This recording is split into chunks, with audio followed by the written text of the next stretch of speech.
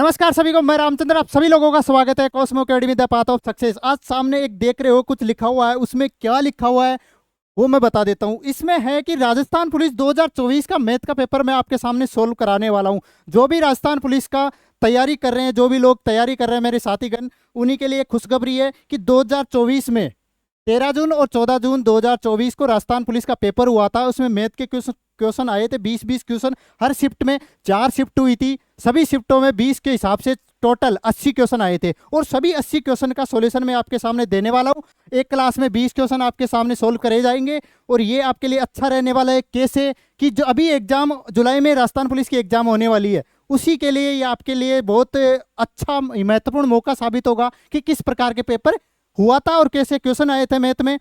आपको एक जज करने का मौका भी मिलेगा कि अपनी तैयारी कहाँ तक पहुंच गई है। ठीक है, तो शुरुआत करते हैं। पहली शिफ्ट थी अपनी 13 जून 2024 की मॉर्निंग शिफ्ट, प्रथम पारी। उसी के 20 क्वेश्चन मैं आपके सामने रखने वाला हूं। ठीक है, चले बढ़ते हैं पहले क्वेश्चन के साथ। ज़्यादा टाइम वेस्ट नहीं करेंगे। और अगर आपको ये वीडियो या ये सॉल्यूशन अच्छा लगता है तो कॉस्मो अकेडमी यूट्यूब चैनल पे जाइए, उसको सब्सक्राइब करिए और बेल आइकन जरूर दबा लेना कि आपके जो भी वीडियो आती है तुरंत आपके पास नोटिफिकेशन आ जाए। ठीक है, इसके साथ साथ इसी कॉस्मो अकेडमी के सोशल मीडिया प्लेटफॉर्म है, फेसबुक है, इंस्टाग्राम है। इसके साथ साथ फेसबुक पेज के साथ साथ क्या है, टेलीग्राम अकाउंट भी है। उन सभी पे जाना, आप उनको फॉलो करना। क्यों? कारण इसका यह है कि उन सभी सोशल मीडिया प्लेटफॉर्म पर कॉस्मो अकेडमी द्वारा, टीचर्स के द्वारा जो भी पढ़ाया जाता है या जो भी पीडीएफ तैयार की जाती है, कंटेंट तैयार किया जाता है, उन सभी का पूरा एक लेखा जोखा वहीं पर आपके साथ शेयर किया जाता है। तो आप वहां जाना और सभी चीजों का जरूर फायदा उठाना। ठीक है, पहला क्वेश्चन देखो। ये पहला क्वेश्चन राजस्थान पुलिस ने एक ऐसा डाल दिया कि जिससे देख के दिमाग खराब हो गया सभी का कि ये क्या पूछ रहा है। पहली बार ही मैथ पहले राजस्थान पुलिस में आई और ऐसा क्वेश्चन डाल दिया। अब देखो, इसको एक अच्छे तरीके से बताऊंगा मैं कि आप देखोगे कि यार क्या ये क्या था और अपन क्यों नहीं कर पाए। देखो, अमित एक बिंदु ए से चलना शुरू करता है, दूसरे बिंदु बी तक चलता है। ठीक है, जैसा जैसा बोल रहा है वैसे वैसे करते चलो। मैथ एक रटने की चीज नहीं है। अगर आप मैथ को समझने लग गए ना तो फिर ये आपके साथ हो जाएगी, ये आपके साथ हो जाएगी। ये एक समझने की चीज है। तो जैसा जैसा, और इसका आंसर, एक इसका फंडा है मैथमेटिक्स का, गणित का एक फंडा है कि जो इसका आंसर है ना वो इसी में छुपा होता है, क्वेश्चन में ही छुपा है। कैसे? अब देखो, अमित एक बिंदु ए से चलना शुरू करता है, कोई बिंदु ए इससे चलना शुरू करता है और बी तक पहुंचता है। मतलब इसका क्या है कि चलते चलते जाता है, चलकर जाता है, ए से बी तक चलकर जाता है। फिर क्या बोल रहा है? और फिर अपनी कार से बी से ए तक लौटता है और वापस कैसे आता है? कार से। वापस कैसे आता है? कार से। सही बात। यहां तक किसी को कोई दिक्कत, समस्या, प्रॉब्लम, पेट में दर्द ऐसे कुछ हो तो बता देना आप कमेंट में जरूर। इस प्रकार 6 घंटे और 45 मिनट का कुल समय लगता है। मतलब क्या है कि चलकर जाता है, चलकर जाता है। मैं इसको पैदल चलकर जाता है पी लिख देता हूँ, प्लस कार से जाता है। टोटल टाइम कितना लगता है? 6 घंटे, 6 घंटे 45 मिनट। सही बात है। ठीक है, आगे। यदि वह अपनी कार से दोनों तरफ ड्राइव कर रहे तो 2 घंटे कम लगते हैं। मतलब कार से ही तो जाए और कार से ही वापस आए। ए बिंदु ए से बी तक कार से जाए, बी से ए तक कार से ही वापस आए। मतलब दोनों तरफ, दोनों तरफ कार से जाए। आने भी, जाने में भी कार से का यूज करे और आने में भी कार का यूज करे। तो टोटल पहले 6 घंटे 45 मिनट लगते थे ना, तो अब 2 घंटे इससे कम लगते हैं। तो कितने लगते हैं? 4 हावर 45 मिनट। किसी को कोई दिक्कत, समस्या नहीं है ना? किसी को कोई दिक्कत? अब देखो, पूछ क्या रहा है, उसे दोनों ओर चलने में कितना समय लगेगा। मतलब दोनों ओर, ए से बी तक चलकर जाए, बी से ए कर वापस चलकर आए, मतलब पैदल चलकर जाए, तो कितना समय लगेगा। कैसे निकालेंगे? इसको 2 से गुणा कर दो। इस चीज को 2 से गुणा, जो अपना पहला स्टेटमेंट लिया था ना ये वाला, इसको ही 2 से गुणा कर दो आप। इसको ही 2 से गुणा कर दोगे तो क्या हो जाएगा? 2p + 2c बराबर, इसको 2 से गुणा करेंगे 12 घंटे और 90 मिनट। समस्या किसी को? क्या करा, केवल इसको 2 से गुणा कर दे। अब क्या करेंगे? दोनों ओर चलने में, एक बार देख लो आप इसको, एक बार आप इसको देख लो, अगर किसी को समझ में ना आए। ठीक है, आप इसको एक बार देख लो। बड़े आगे की ओर देख लिया आपने। अब देखो, अपने क्या करा, इसको 2 से गुणा कर दिया। अब क्या करेंगे? इस चीज में से ये घटा देंगे, इसमें से ये घटा देंगे। कौन सा? 2C वाला घटा देते हैं, 2C वाला घटा देते हैं। 2C क्या था? 4 आवर 45 मिनट, ये घटा दिया अपन ने। इधर क्या बचा? इसमें से ये घटाए तो इधर बच गया 2P। और इधर क्या बचा? 12 में से 4 गए तो 8 घंटे, और 90 में से 45 मिनट गए तो 45 मिनट। देख रहे हो विनोद? देख रहे हो? कुछ नहीं करना पड़ा, कोई फॉर्मूला नहीं लगाना पड़ा, कोई बकवास नहीं करनी पड़ी, सीधा आंसर आपके सामने ये है। कौन सा? ऑप्शन नंबर 4, सीधा आंसर आपके सामने है। कुछ नहीं करा, जैसा बोला वैसा कर लिया। कोई और चीज लगाई, कोई फॉर्मूला लगाया? आपको लग रहा होगा कि यार ये तो टाइम स्पीड डिस्टेंस का क्वेश्चन है। हाँ, चीज वही यूज हुई है, समय का प्रयोग हुआ है इसमें, लेकिन अपन ने कुछ नहीं करा, कुछ भी नहीं करा इसमें। कितना आसान क्वेश्चन है ये। ठीक है, तो ऐसे ही क्वेश्चन का सॉल्यूशन पाने के लिए आपको कॉस्मो एकेडमी जरूर आना पड़ेगा, सब्सक्राइब करना पड़ेगा, सोशल मीडिया प्लेटफॉर्म है उनको फॉलो करना पड़ेगा। ठीक है, एक तरीका और, ये तो इसका करने का तरीका हो गया। आप चाहते हो यार कॉपी पेन ही नहीं उठाऊं, सीधा टिक लगा के आगे बढ़ जाऊं, तो वो तरीका भी है। यहां क्या दे रखा था समय? 6 घंटे 45 मिनट दे रखा था ना, दे रखा था ना, आपके सामने दे रखा था ना। क्या करेंगे? आगे क्या दे रखा है? 2 घंटे और दो रखा है, इन दोनों को जोड़ दो, सीधा जोड़ दो, 8 घंटे 45 मिनट। अगर आगे क्वेश्चन आए ना इस प्रकार का, इस वाली एग्जाम में या राजस्थान की किसी और एग्जाम में, ऐसे भी मत करना, सीधा करना, जितना टाइम दे रखा है और जो कम हो रहा है दोनों टाइम को जोड़ देना, दोनों समय को जोड़ देना, वही आपका उत्तर रहने वाला है। कोई सा भी क्वेश्चन हो इस प्रकार का, इस लैंग्वेज का, आप कोई दूसरी लैंग्वेज दे रखी हो और आप जोड़ रहे हो और फिर बोल रहे हो मार साहब उत्तर ही कौन आ रहा, वह बात कौन करनी? करनी क्या है? अगर इस प्रकार की लैंग्वेज है, बहुत सारे क्वेश्चन आए हुए हैं किसी ना किसी एग्जाम में, रेलवे की बहुत सारी एग्जामों में इस प्रकार के क्वेश्चन छाप रखे हैं, और ये राजस्थान पुलिस में आया हुआ है। अगर आगे वीडियो आने वाली है पटवार की, कोई सीटी एग्जाम में इस प्रकार का क्वेश्चन आता है, तो आप क्या करेंगे? क्या करेंगे आप? कुछ नहीं, इन दोनों टाइम को जोड़ देंगे, जो टाइम शुरुआत में दे रखा है और जो भी कम होने वाला टाइम है, दोनों को जोड़ देना। ठीक है, बढ़े आगे की और। नेक्स्ट क्वेश्चन, 50 किमी प्रति घंटा की औसत गति के साथ एक ट्रेन समय पर अपने गंतव्य पहुंचती है, तो स्पीड, पहले वाली स्पीड क्या है इसकी? 50 kmph। ठीक है, यदि वह 40 kmph की औसत गति से चलती है तो 24 मिनट देर से पहुंचती है। नेक्स्ट, अगली वाली स्पीड क्या है? 40 kmph, किलोमीटर प्रति घंटा। इन दोनों का रेशियो ले लेता हूं, इन दोनों का रेशियो ले लेता हूं। देखो क्यों ले रहा हूं, अभी समझना। 5:4, दूरी समान है। कैसे? कि ट्रेन एक स्टेशन से दूसरे पर बी स्टेशन पर जा रही है, और एक में स्पीड क्या है? 50 है, और एक दूसरी में स्पीड क्या है? 40 है। दूरी समान है। आपको पता है क्या? क्या दूरी बराबर क्या होता है? चाल इंटू समय, sorry sorry sorry sorry sorry,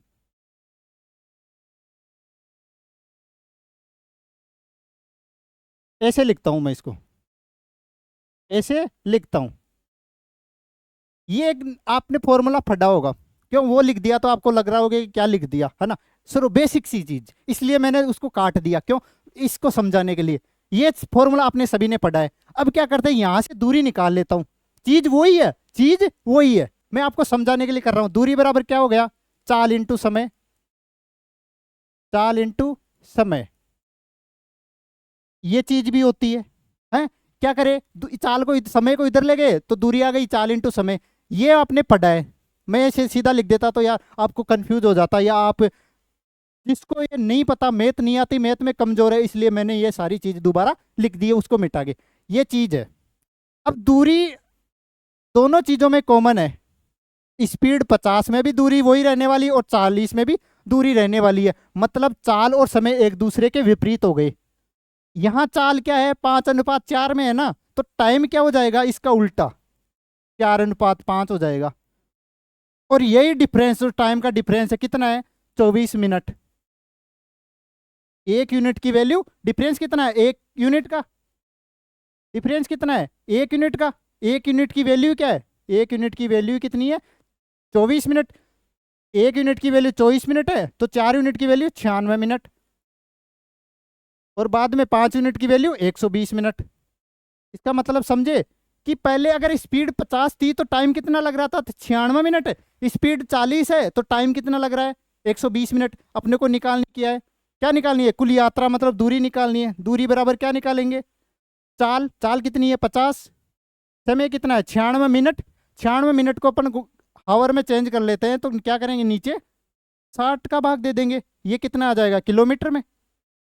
क्या करें? काटा पीटी कर लो। 0 से 0 गया और 16 छिकी 96। 16 को 5 से गुणा करेंगे तो 80 किलोमीटर। इसलिए मैंने आपको ये चीजें बताई है, पहले ये बता दिया कि बाद में आप बोलोगे कि सीधा ही बोल दिया आपने। स्पीड का रेशियो ले लिया, दूरी बराबर है, दूरी दोनों तरफ बराबर है, कॉमन है, इसलिए क्या है? स्पीड और टाइम एक दूसरे के विपरीत हो गए। दोनों का डिफरेंस एक का, 1 यूनिट की वैल्यू 24 मिनट, तो क्या हो गई? 24, 4 की यूनिट की वैल्यू 96 मिनट, बाद में 120 मिनट। ठीक है, आया समझ में? नेक्स्ट अगला क्वेश्चन। कितने इजी इजी क्वेश्चन पूछ रखे हैं। एक व्यक्ति 25 रुपए में एक खिलौना खरीदता है। कॉस्ट प्राइस क्या हो गई? 25 रुपए। और सेलिंग प्राइस 30 रुपए। उसका लाभ कितने का लाभ हुआ? 5 का। किस पे? 25 पे, गुणा में 100। 5 से ये 5 बार और 5 से ये 20 बार, तो 20%। कितना प्रॉफिट हो गया? 20%। Option number 1। ऑप्शन नंबर 1 आया समझ में? आया क्या? नेक्स्ट अगला क्वेश्चन। एक फल विक्रेता 600 रुपए में 240 सेब खरीदता है। 240 सेब कितने रुपए में खरीदता है? 600 रुपए में। आई बात समझ में? क्वेश्चन में यही बोल रहा है और यही चीज अपन ने लिख दी है। एक बार फिर से बात रिपीट कर रहा हूं, क्या कि क्वेश्चन का आंसर उसी क्वेश्चन में छिपा रहता है। तो कैसे निकालेंगे? इनमें से कुछ सेब सड़ गए, मान लो 240 में से x सेब छिड़ गए, मतलब सड़ गए। सॉरी, छिड़ मैं गलत बोल रहा हूं, सड़ गए, खराब हो गए, फेंक दिए। कुछ सेब सड़े हुए हैं और फेंक दिए गए, मतलब x सेब खराब थे तो बच गए इतने, इतने बच गए ना। सही बात है ना? अब क्या बोल रहे हैं कि शेष सेबों को 3.5 रुपए प्रति सेब, इतने सेब थे, एक सेब का मूल्य 3.5 को क्या लिख सकते हैं? 7/2 लिख दूं? किसी को कोई समस्या? 3.5 को 7/2 लिखने से किसी को कोई समस्या, प्रॉब्लम? ठीक है। और 198 का लाभ होता है, मतलब 600 रुपए में खरीदे थे, इस पर 198 का लाभ कितना हो गया? टोटल कितने के हो गए हैं? 798 का। ये क्यों लिखा 798? मतलब कॉस्ट प्राइस थी, खरीदने का मूल्य 600 रुपए था, 600 रुपए खरीदने का मूल्य, लाभ कितने का हो गया? 198 का। तो टोटल कितने के बेचे अपन ने? वही तो है, 240 में से x सेब तो सड़ गए और प्रत्येक सेब का मूल्य 7/2 है, तो टोटल को 7/2 से गुणा कर दिया और किसके बराबर कर दिया? 798 का। 798 के बराबर कर दिया। कर लो, काटा पेटी कर लो। 7 एकम 7, 14 7 98, और 2 को इधर ले जाओ तो कितना हो गया? 2 को इधर से गुणा कर दो तो 228। ठीक है, इधर क्या बचा? इधर केवल 240 माइनस x बचा, और इधर क्या बचा? 228। तो यहाँ से x की वैल्यू निकाल लो कितनी? 240 में से 228 गए तो 12। मतलब कितने सेब सड़ गए? सड़े हुए सेब कितने? 12। कितने सेब सड़ गए? 12। पूछ क्या रहा है? फेंके गए सेबों का प्रतिशत। जो सेब सड़ गए थे ना वही फेंक दिए। कितने फेंके? 12। टोटल कितनों में से? 240 में से। टोटल 240 से थे ना, इंटू 100, 1 0 से 1 0, 12 दूना 24 और 5 दूनी 10। कितना परसेंटेज आया जो फेंक दिए अपन ने? 5%। कौन सा ऑप्शन? Option 2, option number 2। आया ना समझ में किस प्रकार से अपन ने करा है? और बेसिक सी चीजें हैं। ठीक है, क्वेश्चन का आंसर उसी में छुपा हुआ है। नेक्स्ट क्वेश्चन, अगला क्वेश्चन। लगातार 8 संख्याएं दी गई है, 8 संख्याएं दी गई है, क्रमागत है, 1 2 3 4 5 6 7 8। ठीक है, 8 संख्याएं दे दी। अब क्या पूछ रहा है कि मध्य में दिखाई देने वाली संख्याओं का औसत 6 है। मध्य में कौन सी है? ये दोनों संख्याएं मध्य में, इनका औसत क्या है? 6 है, मतलब ये वाला 6 है। अगर इनका एवरेज 6 है, ये वाला 6 है, तो इसका मतलब क्या है? देखो मैं इसको कलर कर देता हूँ, ये लो। ठीक है, अब आया समझ में? इसका मतलब इससे पहले वाली संख्या 5 रही होगी और आगे वाली संख्या 7, क्रमागत है, इसीलिए इन दोनों का औसत निकालेंगे तो ही तो 6 आएगा। 7 और 5 12, 12 में 2 का भाग देंगे तो 6।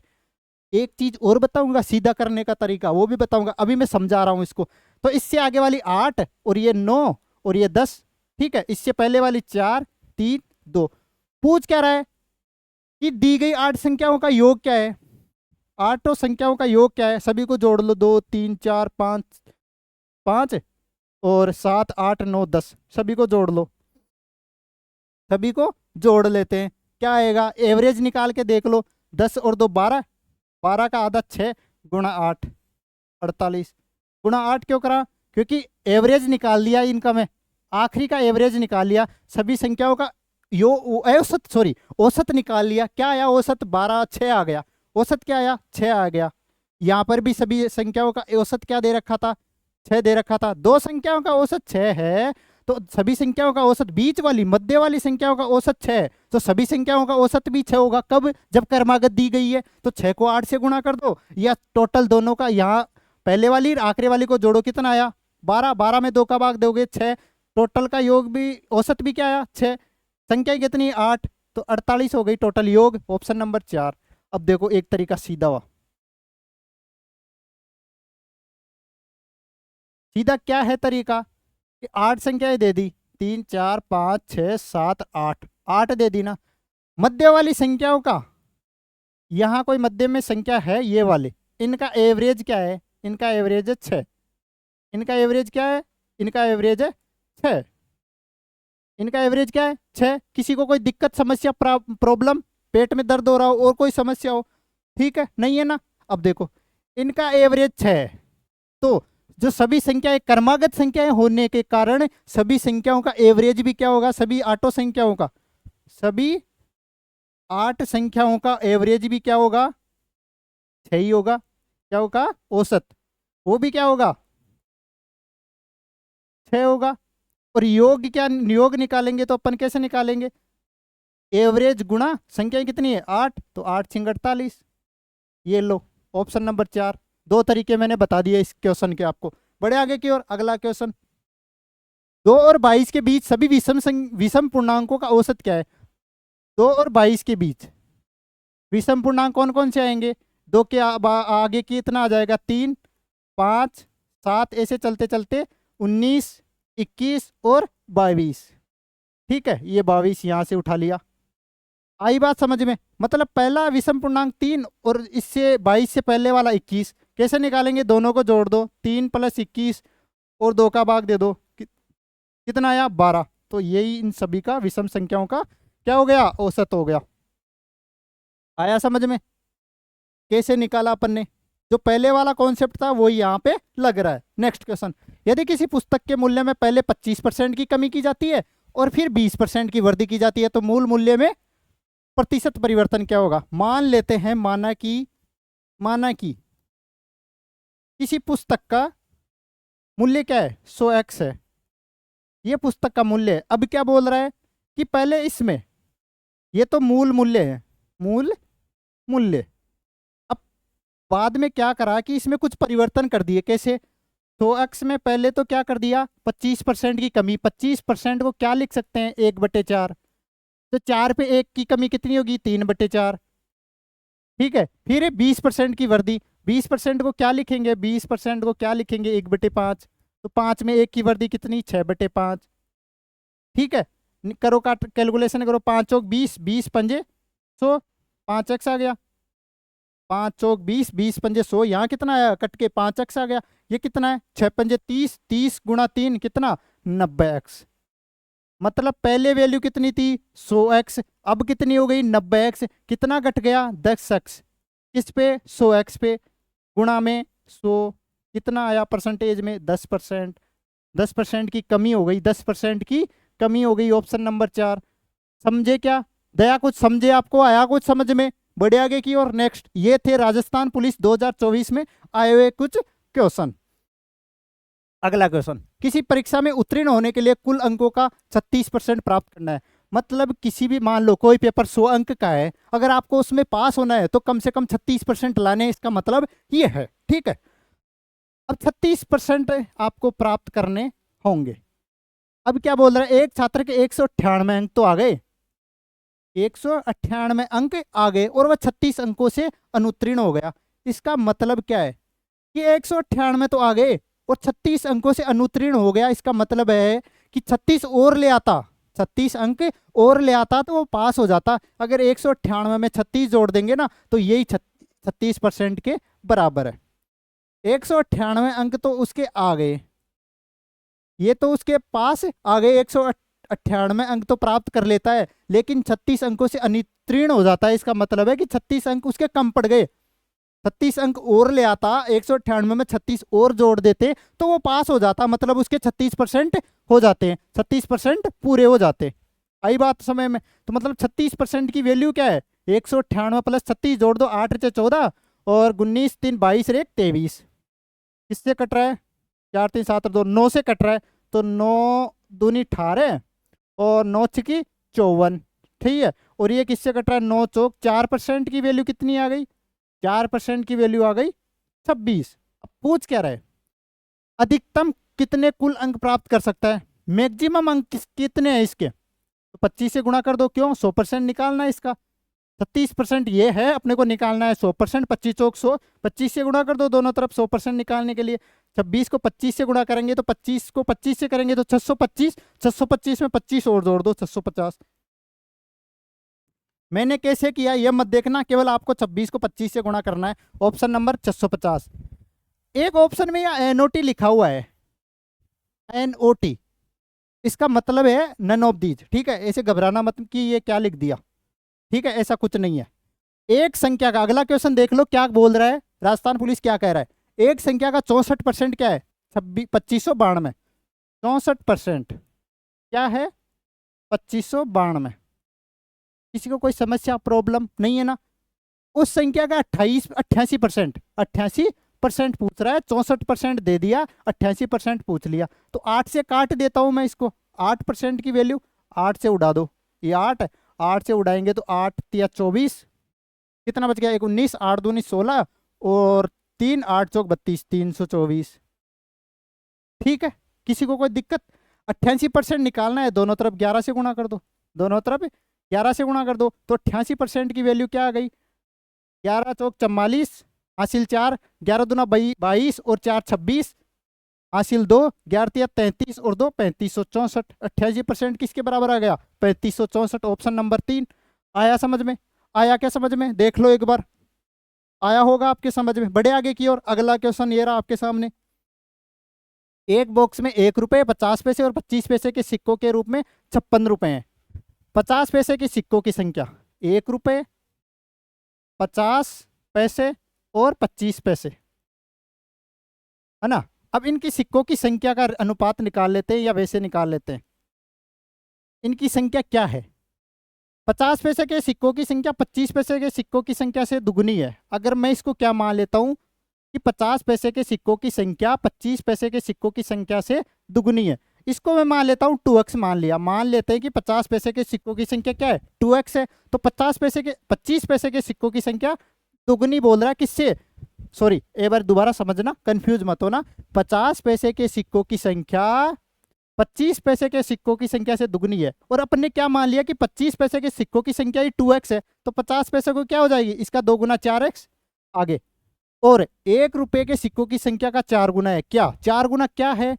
50 पैसे के 50 पैसे के सिक्कों की संख्या 1 रुपए के सिक्कों की संख्या का 4 गुना है। 4 गुना कैसे करेंगे? x का 4 गुना 4x होता है। तो ये आ गई अपने पास सभी सिक्कों की संख्या। क्या? 1 रुपए के सिक्कों की संख्या x, 50 पैसे के 4x, 25 पैसे का 2x। अब क्या बोल रहा है कि 1 रुपए 50 पैसे और 25 पैसे के सिक्कों का योग क्या है? रुपए में योग क्या है? 56 रुपए। 1 रुपया, इसका सिक्कों की संख्या कितनी है? x। 50 पैसे को रुपए में बदलो, क्या होता है? 1/2, 1/2 रुपया। सिक्कों की संख्या 4x। 25 पैसे को क्या बदलेंगे? रुपए में बदलेंगे तो 1/4 रुपया गुणा 2x बराबर 56 रुपए। आई बात समझ में? आई ना बात समझ में? अब कर लो, कैलकुलेशन कर लो। यहाँ x हो गया, यहाँ 2 हो गया, 4 में 2 का भाग देंगे तो 2, यहाँ कितना? आधा हो गया। x 7 में, x 7 में बराबर 56। ठीक है, 3x और कितना हो गया? 7/2x। इसकी वैल्यू कितनी है? 56। तो x की वैल्यू निकाल लो। 8 × 7 = 56 और x की वैल्यू कितनी आ गई? 16। x की वैल्यू कितनी आ गई? x की वैल्यू कितनी आ गई? 16। x की वैल्यू कितनी आ गई? 16। यहाँ दिख रही है आपको x की वैल्यू 16। ठीक है, अब क्या पूछ रहा है बॉक्स में 50 पैसे के सिक्कों की संख्या, एक्स की वैल्यू 16 आ गई, 50 पैसे के सिक्कों की संख्या पूछ रहा है, 50 पैसे के सिक्कों की संख्या पूछ रहा है अपने को, कैसे निकालेंगे? 4 को एक्स से गुणा कर दो, एक्स कितना था? 16। तो कितने सिक्के थे 50 पैसे के? 48। कितने सिक्के थे 50 पैसे के? 48। कहाँ है? सॉरी, 16 चौको 64 होता है, 48 नहीं होता, आपको पता होगा। देखो आप बता ही नहीं रहे कुछ, मैं आपको चेक कर रहा हूँ कि आपको वास्तव में कैलकुलेशन सही है कि नहीं है। आपकी सही नहीं है, वास्तव में आपको प्रैक्टिस करने की जरूरत है। आपको बताओ 16 को 4 से गुणा करने पर 48 ला रहे हो, बिल्कुल गलत बात है ये। 16 चौको 64,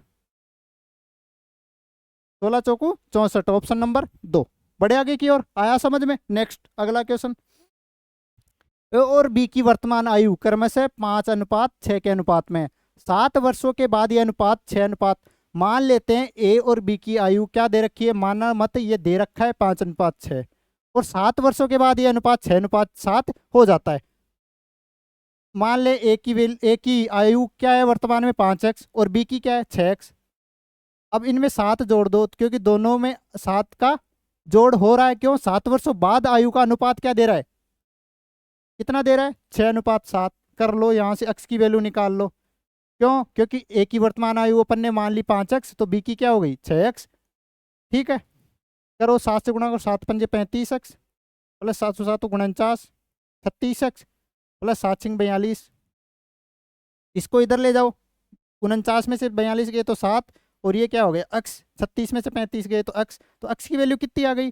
x की वैल्यू कितनी आ गई अपने पास? x की वैल्यू आ गई 7। पूछ क्या रहा है? ए की वर्तमान आयु, 7 से गुणा कर दो, 7 पंजे 35। बी की पूछे तो 7 सिंह 42। पूछ रहा है ए की, पूछ रहा है किसकी? ए की। ए की 35 वर्ष, 35 वर्ष। आया समझ में? आया होगा। नेक्स्ट अगला क्वेश्चन ये रहा आपके सामने। 2 क्रमागत वर्षों के बीच मेरी आय, पहला वर्ष और क्रमागत वर्ष क्या? लगातार वर्ष। मान लो कि पहले वर्ष में आय 2x है, अनुपात दे रखा है अपन को, अनुपात हटा लो, अनुपात हटा लेते हैं, तो दूसरे साल आय कितनी होगी? 3x।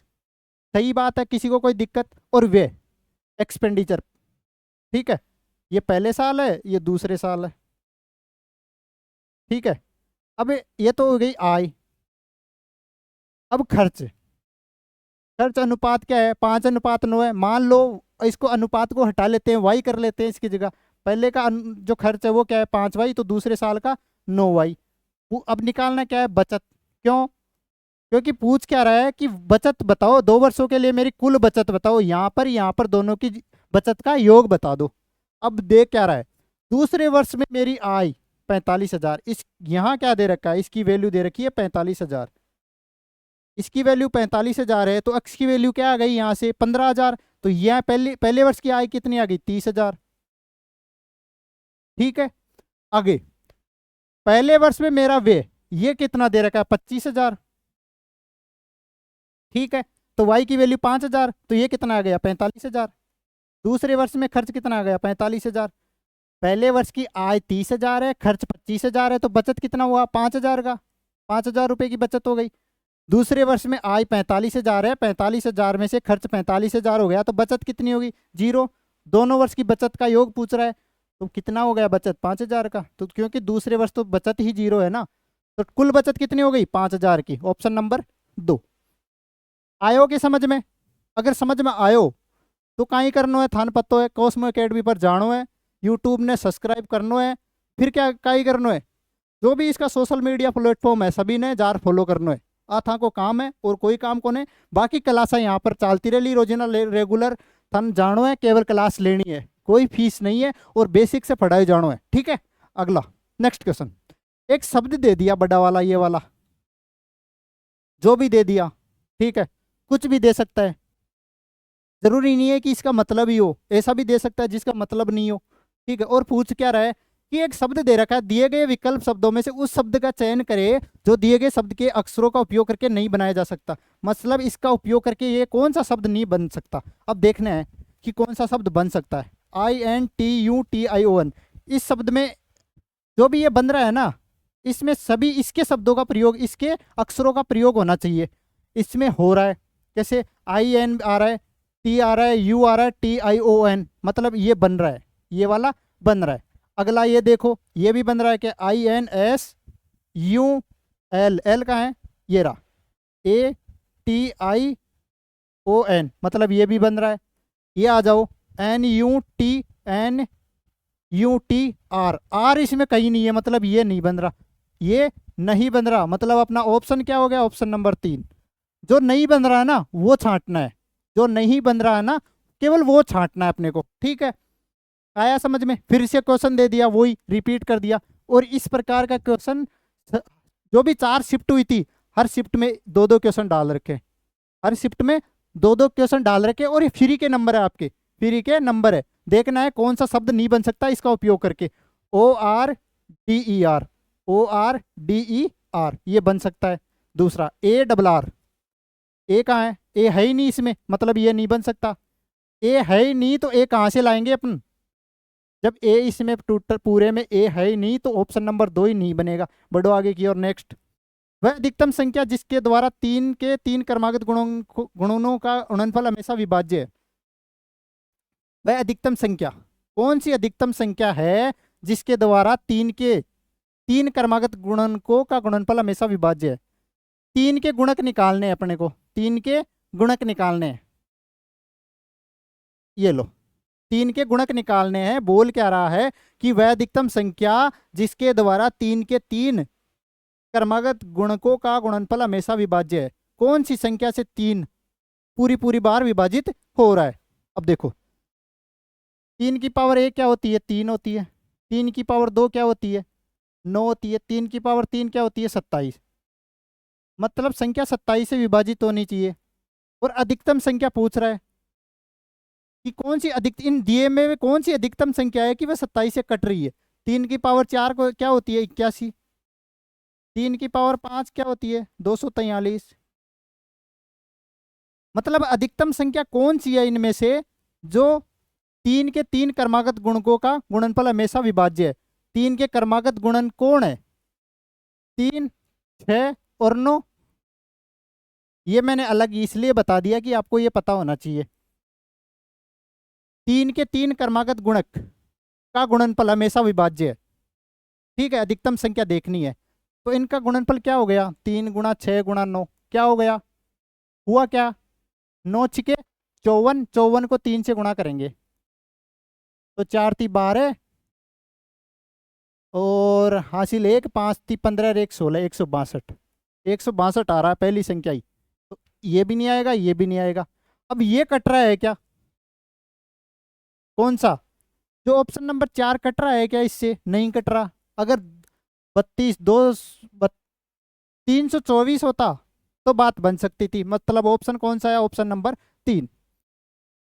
3 के 3 क्रमागत गुणक कौन से हो गए, 3 का पहला क्रमागत खुद 3, फिर 6, फिर 9। इनका गुणनफल 3 क्रमागत गुणकों का गुणनफल निकाल लो। इनको कितना आया, ये आ गया 162। 162 इसको मिटा देता हूँ। मतलब कौन सी संख्या मैक्सिमम, कौन सी संख्या है वो 162 से कट रही है। ये पहले खुद 162 ही है, खुद 162 ही है। आया समझ में? आगे बढ़े, नेक्स्ट। P और Q दो धनात्मक पूर्णांक इस प्रकार है कि P गुणा Q 64 है। दो धनात्मक पूर्णांक है P और Q, दोनों का गुणनफल क्या है, 64। तो P प्लस Q का मान निम्न में से क्या नहीं हो सकता, P प्लस Q का मान निम्न में से क्या नहीं हो सकता।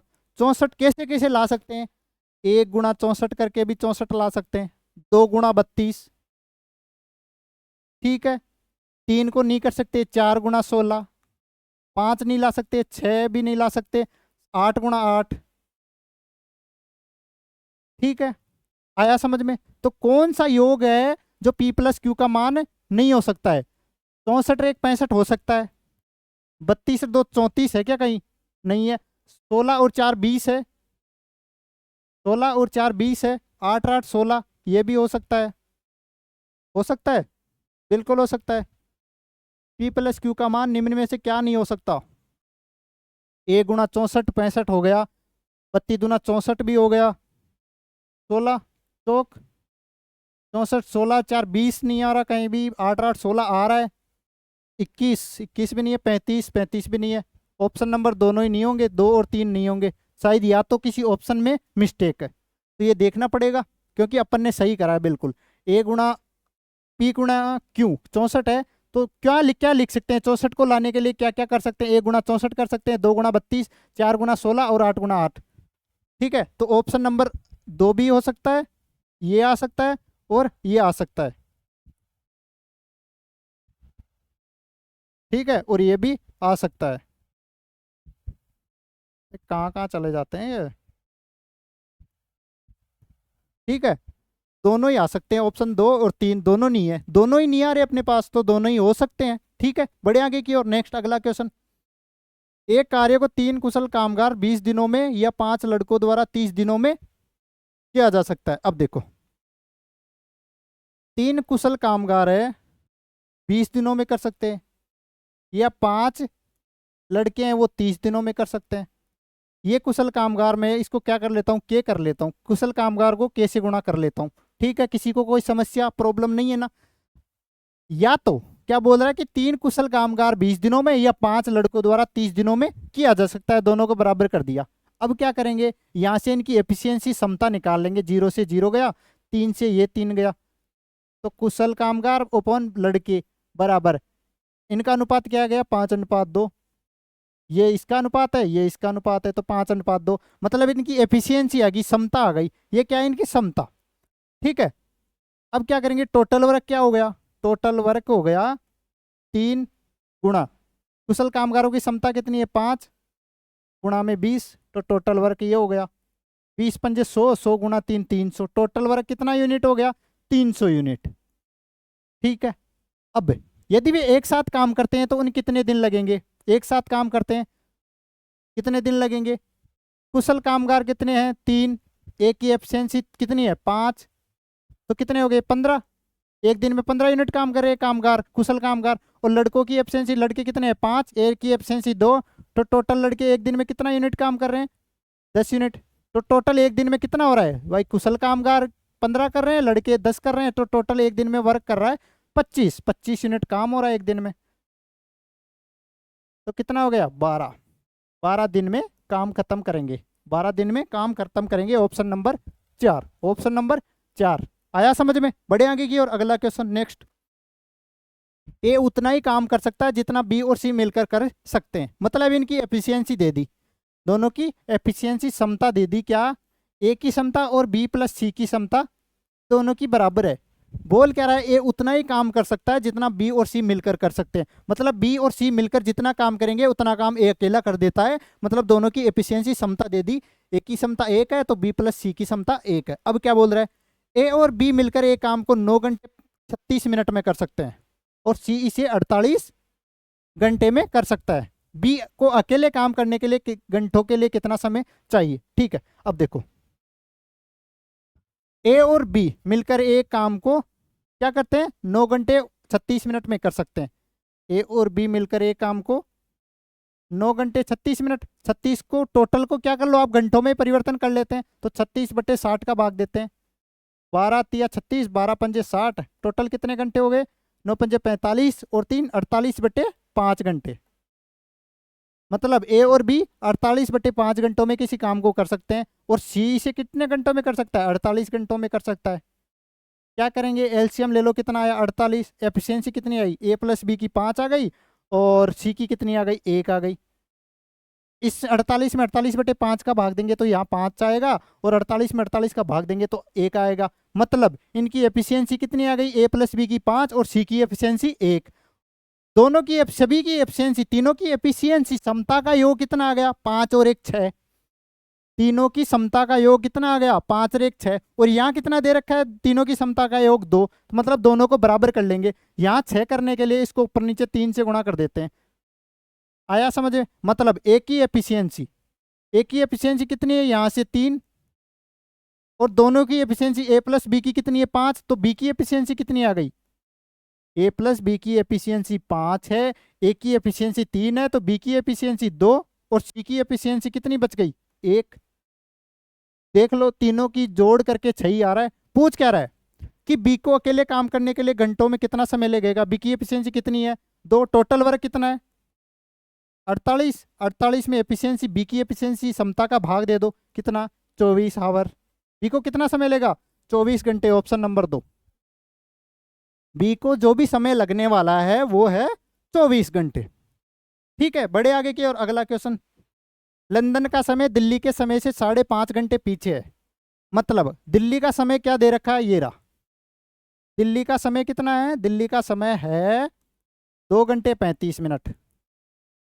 अब बोल क्या रहा है कि लंदन का समय दिल्ली के समय से 5.5 घंटे पीछे है। लंदन में कितने बजे हैं यदि दिल्ली में इतना बजा, इसका 5.5 घंटे 2 घंटे 35 मिनट करते हैं यहाँ पे, इसको मिटा देते हैं। ये लो, दिल्ली का समय 2 घंटे 35 मिनट और इसको 5.5 घंटे माइनस करेंगे इसमें से। ठीक है, तो कौन सा समय अपने पास आने वाला है। अब देखो, समय को काउंट करते हैं 24 घंटों में। ठीक है, 12 घंटों के हिसाब से नहीं लेंगे क्योंकि 24 घंटे के हिसाब से अपने को लेना पड़ेगा। 35 में से 30 गए तो यहाँ 5 मिनट बच गई। सही बात है, 2 बज रहे हैं, 2 में से 5 घंटे कम करने हैं, 2 बज रहे हैं, 2 बज रहे हैं। कितने बज रहे हैं, 2 बज रहे हैं। इसमें से क्या करना है, 5 घंटे कम करने हैं। 2 घंटे कम करेंगे तो क्या बच जाएगा, 0 बच जाएगा।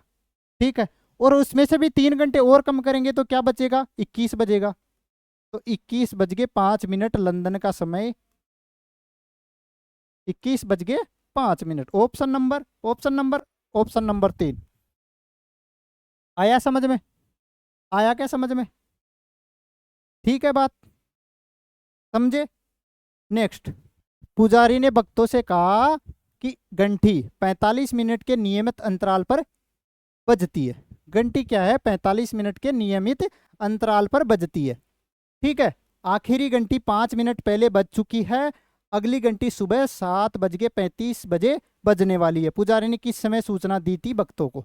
ठीक है, अब देखो किस बात को देखो कि जो भी पुजारी है ना, वो अपने भक्तों से कह रहा है कि घंटी, प्रत्येक घंटी, 1 घंटी बज गई, मान लो अभी समय हो रहा है 7 बज रहे हैं, तो 7 बज के 45 मिनट पे बजेगी। फिर उससे 45 मिनट बाद फिर घंटी बजेगी। ऐसे घंटियां बज रही है सारी घंटियां। अब देखो बात को, इस बात को समझो। 1 घंटी 45 मिनट के नियमित अंतराल पर बज रही है। आखिरी घंटी 5 मिनट पहले, मान लो कोई समय था, कुछ भी समय था, एक्स समय था, एक्स, इस पर इससे 5 मिनट पहले, मतलब जो सूचना देने वाला समय था ना, वो ये था, ये सूचना देने वाला समय था। और इससे 5 मिनट पहले, इससे 5 मिनट पहले घंटी बज चुकी। 5 मिनट पहले घंटी, मिनट पहले बज चुकी है। और जो भी और फिर अंतराल के बाद बजती जा रही है ना। इसके अगली घंटी सुबह 7:35 बजे बजने वाली है। जो भी अगली घंटी है वो 7:35 बजे बजने वाली है।